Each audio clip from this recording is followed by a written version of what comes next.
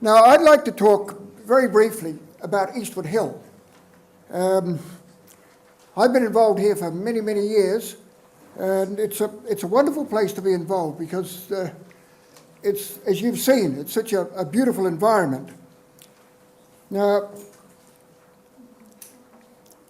we are the National Arboretum of New Zealand, so we do have a certain amount of clout. And we are a resource base for research, and I'll talk about that later in relation to what Linda has been doing. But I imagine that there's probably only 50% of you people here today have been to Eastwoodhill. So I think I should give a very brief, 100 years in a minute.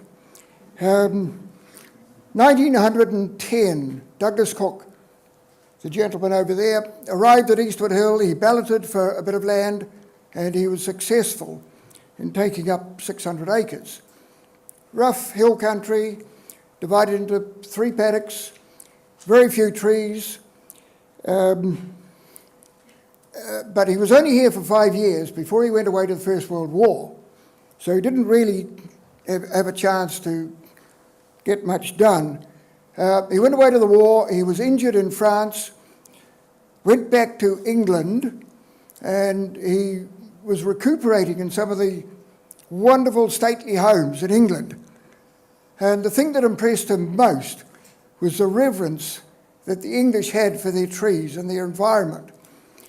Bearing in mind that back here, any tree, anything that interfered with grass was seen as something to be got rid of. So all around him, farmers were cutting down trees, they were getting rid of scrub, they were creating a green desert. So Douglas Cook decided to, when he came back from the war, the First World War, he made it his life's work to introduce as many trees as possible to Eastwoodhill. Now, over the next 40 years, from 1920 to 1960, he brought in thousands of trees. Quite a few didn't survive because the environment was not what they were used to. But what you see around you out here is the result of one man's dream. Now, in the 1930s, 1940s, he became increasingly concerned about man's effect on the environment, in Europe in particular. And during the 50s and 60s, he realized that nuclear war was a real possibility.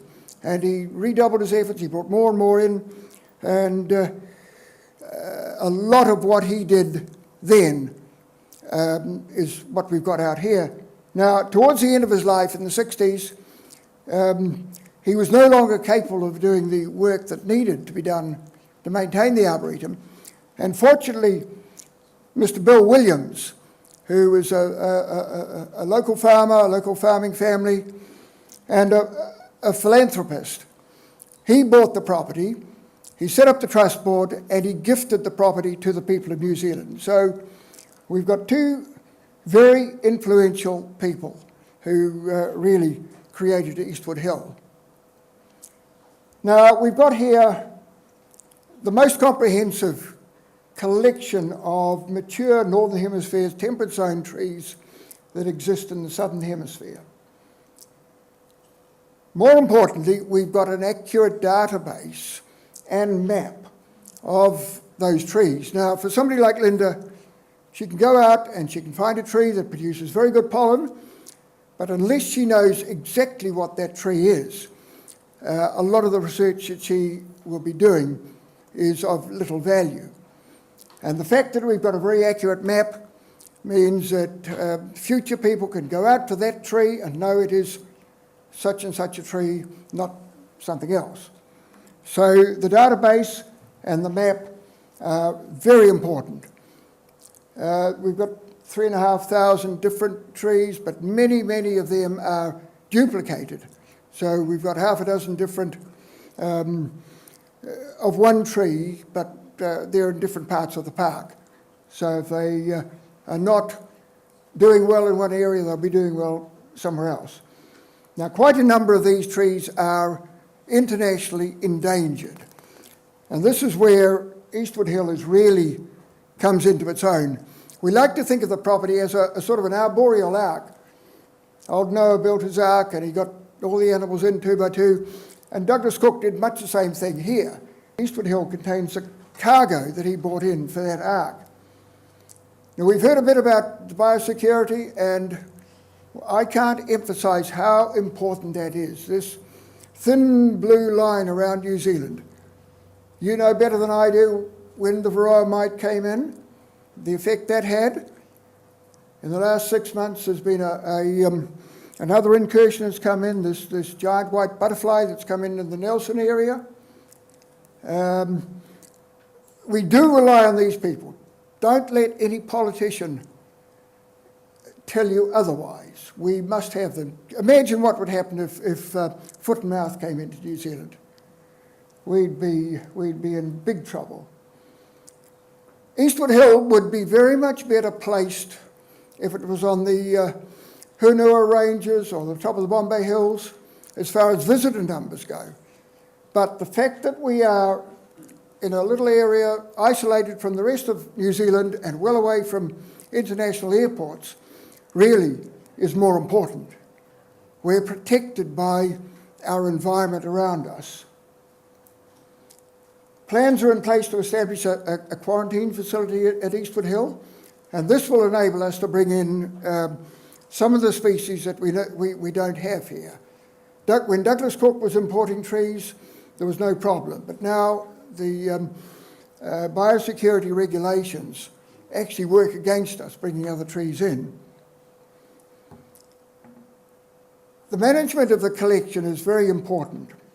The fact that we're a trust, we're owned by the people of New Zealand, rather than a private arboretum. If we were a private arboretum, our long-term future would depend on the owner of that arboretum. New Zealand owns this arboretum, so that's important. It's managed by an elected board, elected members from different organisations in the community. The board employs a qualified staff. At the moment we have a staff of 4 full-time people. And the staff are assisted by a wide range of volunteers. Now that is very important for a place like Eastwoodhill, because we've got people from all over the community who come and help. They help in the kitchen, they help in the garden, they do guided tours for the cruise ships that come here, and they provide an atmosphere in the Arboretum that you don't really get when you've got a staff that's fully paid and employed. We also have a wonderful group of people, and you could call them volunteers. They're sent out every week by the Justice Department, and we couldn't do without them. They are the people who get on the end of a shovel, they spend all day out there, and they do so much of the dirty work. The funding for Eastwoodhill, how do we keep going? Well, another thing that Bill Williams and his family did was set up an endowment fund. Now that is growing year after year after year, mostly from donations from the various Williams trusts. That pays a large amount of our running costs. The amount that the people who come in the gate pay would be about 20% of our budget. So we don't have a large number of visitors because of our isolation, but we're very fortunate in having a substantial endowment fund. We take donations, of course, so if anybody is rewriting their will, we'd be happy to know about you. We've got a full range of buildings here. We've got the herbarium, library. Most of the books you see here were books that were collected by Douglas Cook, and that collection continues to be added to. The management is very enthusiastic about encouraging research such as Linda is doing. We're entering into a partnership to enable offshore donors to give funds tax-free. And as you see, we've got conference facilities on site and an education officer.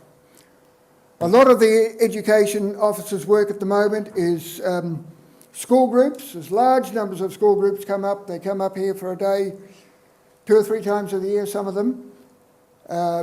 They become very enthusiastic. They run around all over the park collecting acorns.